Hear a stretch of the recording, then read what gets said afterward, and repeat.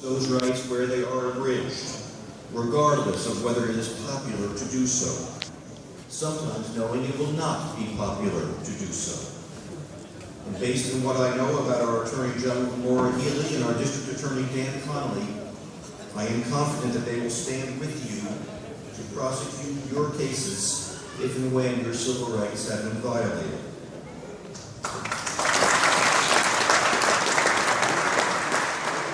Based on what I know about our bar associations, the Boston Bar Association and Massachusetts Bar Association, and the attorneys who comprise those associations, there are attorneys who will help you to protect your civil rights, even for those who are too poor to afford to pay them. In short, you have a constitution, two constitutions, and if the need were to arise, you should not be afraid to use them. I also bring you a second message, not so much in my role as Chief Justice, but as someone who is very old and a Jew. The Old Testament many times reminds us, once we were strangers in the land of Egypt, and that line is the centerpiece of the Jewish holiday of Passover. I think of that phrase often, because I know that once my forefathers were strangers in the land of the United States, as were the forefathers of nearly all of us, and many of us were not so welcome here. In the 1840s, in the early 1850s, this country was not so welcoming to the influx of Irish Catholics escaping the potato famine in Ireland, and the anger towards those immigrants gave birth to a party appropriately named the Know Nothing Party.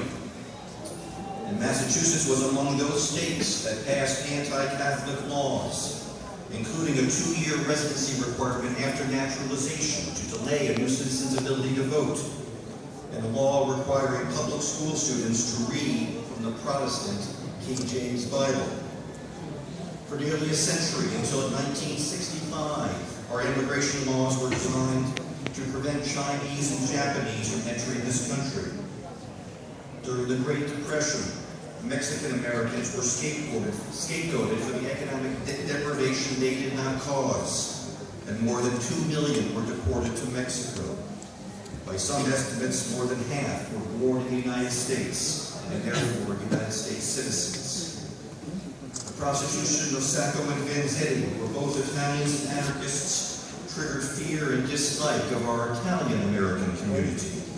The loyalty of German Americans was unfairly questioned in both world wars, as was the loyalty of Japanese Americans. But it was only the Japanese who faced internment in World War II.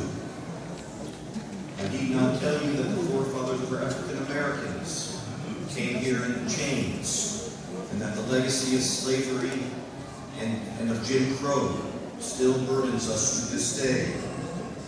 But African Americans were not the only ones who faced lynching in the American South.